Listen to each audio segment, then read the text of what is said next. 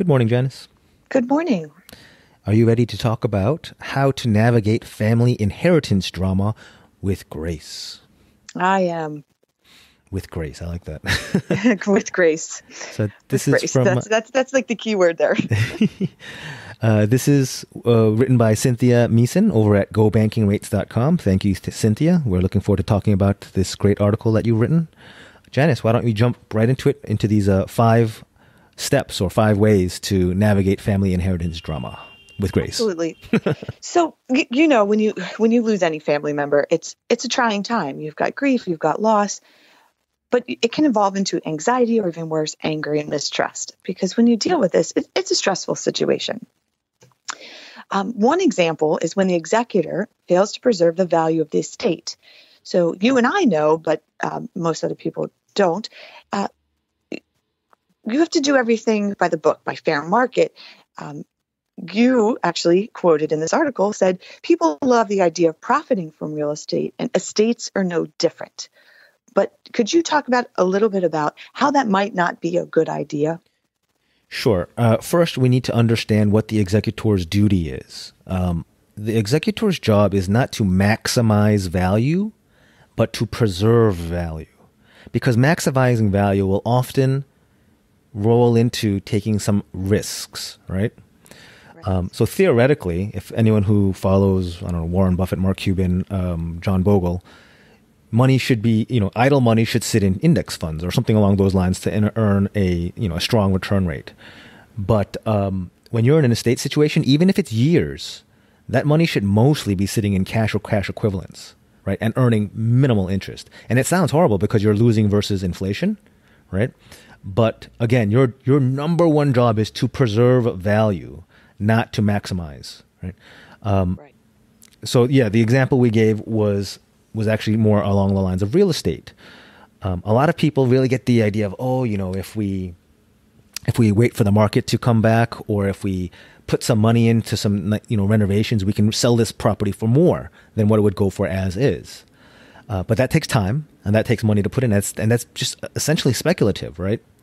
Your job is to sell now at what it's worth now, or more now than later. Right. To preserve the current value for the heirs, because otherwise you're becoming more than a fiduciary. You're becoming their investment advisor, right? Right. So that's bottom line what it means to preserve the value of the estate. And waiting, that could be risky because think about 2008. If you would have waited, I sold my house 1 month before the crash. 1 month. Wow. If I would have waited or tried to hold out for a few more dollars, I know it's not an estate, but it's a good example of just sell, like you said. And if you have a good probate attorney, they're going to walk you through that step and really tell you when to do everything. Yeah. So she talks about when the executor appears biased. So even if it's not true, even if there's no bias, but it appears to be biased, it could be a problem. If the executor maybe knows so if you could help me with an example here. So you have an executor and there's two children and one maybe was a little bit closer, not, you could have a bias, correct? Yeah. So the example I gave is, and this is from a real case that we had, let's say the decedent's brother is the executor and is managing the estate on behalf of the decedent's kids. So the relationships are, mourning heirs and their uncle is the executor, right? Right. But if the uncle is particularly close with his niece and they go on vacations together, they have Sunday family dinner all the time, and it's not that he has a bad relationship with the other siblings, but it's just he has a really tight relationship with that one niece. He's closer, right? Yeah. that happens. That's just how families sometimes operate. Absolutely. They text each other, they go to football games, whatever. When it comes time for the estate administration, which could take a year or more, the other siblings can very well feel like, their sister is getting more information, has an inside track on decision making, things like that. Even if it's not actually happening, even if the uncle is doing his very best to put up, walls of neutrality, just the fact that they hang out all the time is going to make it uncomfortable and this is like a highly emotional time. There's mourning, there's family, there's money involved. it's just like a powder keg. So, just try not to choose somebody who can give off that appearance. And if it's unavoidable, or if it's already done and the uncle wants to just avoid that problem, you just choose a professional executor, someone who's purely neutral. Right. And we've talked about this before. You're going to talk about this in your upcoming book. It's an executor, sometimes having a professional executor is just the best way to go. They're impartial, they're not part of the family, and they know all of the requirements to be an executor. I mean, it's so sad. I've seen brothers, in their late 50s who had been best friends their whole lives stop talking over money, and not even, not a ton of money. So it's just really sad. Just there's some things that are more important, right? Just have a setup in place that will avoid that if you can. Right. And if your estate plan is done by a professional, they'll help guide you through that to let you know that that's important, to think if there could be any bias. So then you have, which is, unfortunately, this happens when a beneficiary steals estate items. It's unfortunate, but it happens. It is the reality, whether they take money or assets. It happens. One way to minimize this, though, is to be organized and keep track of the deceased assets from the start. Now, I know when you yourself are a professional executor, you keep track of everything. If we don't have a choice, we have to keep track of every single penny from the very beginning. And I think that helps when you have a professional, because they know that you can't just, you know what, I need a couple of bucks. I'll pay it back and then forget to pay it back. And it doesn't work that way. So it may be the optimist in me, but I don't feel like I've seen a lot of outright stealing by beneficiaries. It's almost always there's two sides to a story. So let's say beneficiary takes money out of the bank account, on which she's a joint owner, by the way. So there's sort of an argument that she should be able to take that money. And she happened to be the primary caretaker of elderly mom in the final 3 years. And there's sort of an argument that she should be reimbursed for some things, right? So it might not be according to proper procedure, but it's not, I wouldn't call it outright theft, right? Right. Maybe yeah, exactly. Or something, I think there was one where there was a framed Beatles poster. I don't know if it was signed. That's actually kind of valuable, I guess. Oh. But I think one of the daughters, was told, this is for you, not in the will, but this is for you. And again, it didn't have high pecuniary, monetary value, but it was a point of contention, and it was an accusation of theft. I mean, I wouldn't call that straight up stealing. Maybe, I don't know. Not theft as you and I would think about it, where you walk into somewhere and steal a candy bar, but it happens. It unfortunately it does. So when we, as professional executors, when we go into an apartment to do the clean out or the inventory, I mean, one sort of procedural step you can always do is never go alone. Always have at least one or two witnesses there with you, so to be a check and balance on each other. And this is about, again, kind of like going back to the other item, to avoid even the appearance of a temptation to steal, right? And appearance of bias. You just want to make sure everyone involved doesn't have any reason to get uncomfortable. Correct. There's no reason to make it look like there's an issue, right? Since she talks about when siblings are at odds and they inherit a piece of property together. So it happens. You have a family member who leaves joint ownership of a house or property, what have you, to two siblings that are already not really getting along. So unfortunately, fair and equitable distribution on paper doesn't necessarily equal harmony among the heirs. I mean, if they're already fighting and they have to have this property.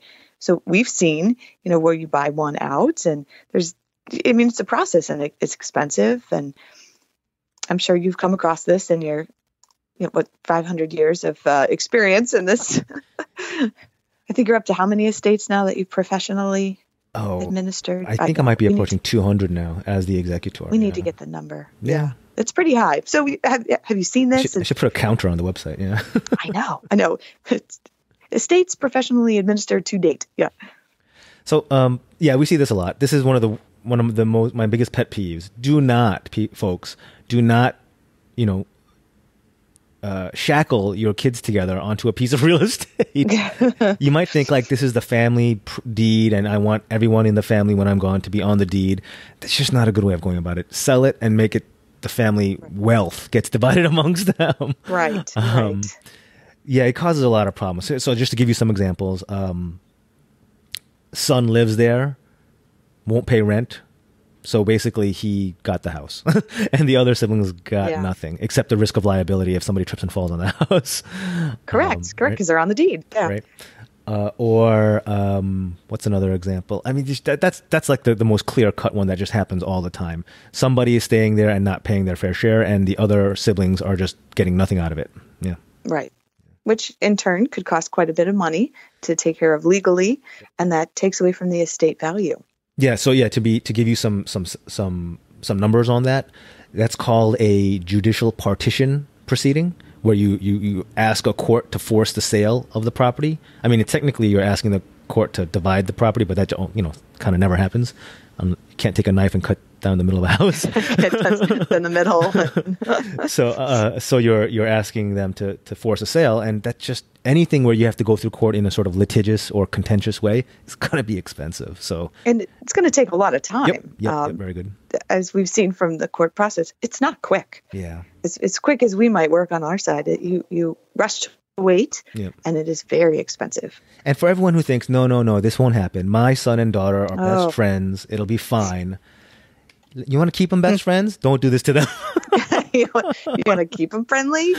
Talk to somebody and have a very good estate plan in place. I mean, it's not just them. They have spouses. They have kids. They have life circumstances. Things. Why add pressure to all that, right? Right. Yeah. In an already stressful situation where they just lost somebody. Very good. Exactly. Then she goes on to state that when co-executors disagree on how the estate should be administered. So to explain what a co-executor is, it's two people serving as as one unit for an executor position. So correct me if I'm wrong, but if you have to write a check per se for the estate, both people have to write their names on the check. So every single solitary move that is made, each person has to do exactly the same thing. Yeah. Am I correct on that? And I don't know about you, but I don't know one person on this earth that I agree with on every single solitary thing that has to be done. So you might have a problem. Yeah, you often do. We try really hard to avoid this. Too many cooks in the kitchen spoils the soup. Don't do this. I know you might be thinking, I don't want to exclude one child over the other. Then get an independent executor, right? Yes, exactly. Get a professional. Yeah. Right. Because when all else fails, where does it go? To the courts, which is, we just talked about, expensive and lengthy. So if you're wondering, what could my son and daughter possibly disagree about? They get along so well. I'll just give you an example. All right. So their family home that nobody wants to live in needs to be up for sale. And son happens to have a good buddy who's a real estate agent, right? So he wants to list it with, good buddy, call it frat boy buddy. Let's call him. There you go. Sister happens to know that frat boy buddy is a terrible agent and thinks, why are we, this is family business, not hand out to your friends, right? So that alone right there could be a problem. There's just a lot of different areas where executorial decisions can cause problems or disagreement between otherwise harmonious family members. Because if you have to agree on everything, because two people are making the decision as one entity, and you have to agree. Which I love my sister dearly, but I can tell you we don't agree on it. Sure. Well, some things, but definitely not everything. So, and correct me if I'm wrong again, that I think a good estate plan set up by a professional will help to thwart some of this that we just talked about. Yeah, there's definitely some things that, if you just avoid certain red flag type items, you can minimize a lot of this stuff. Right. And it won't completely go away, and it won't be perfect, but it'll at least take care of some of the bias and such. And I believe you have a book that's coming out that will help with getting prepared. How to probate. Sure. We're almost ready to publish, a couple weeks. How probate works. It's a guide for executors, heirs, and families. And it'll give you insight into what probate's like, both as an executor and as an heir, and how to keep the peace amongst your family. This is good for both folks who are going through it and for anyone who's thinking about doing their planning, so that you have an idea of what the actual outcomes will be. A lot of people seem to think doing a will is done when you sign it. No. You don't know if it worked until you're dead. Right. And at which point you can't fix it. Right. Right. So you have to have a good plan originally. Right. Okay, Janice, this was good. How to Navigate Family Inheritance Drama with Grace. This is again on gobankingrates.com, written by Cynthia Meeson. Cynthia, thank you very much. Janice, thank you very much. And we'll talk again next time, yeah? Talk soon. Bye now.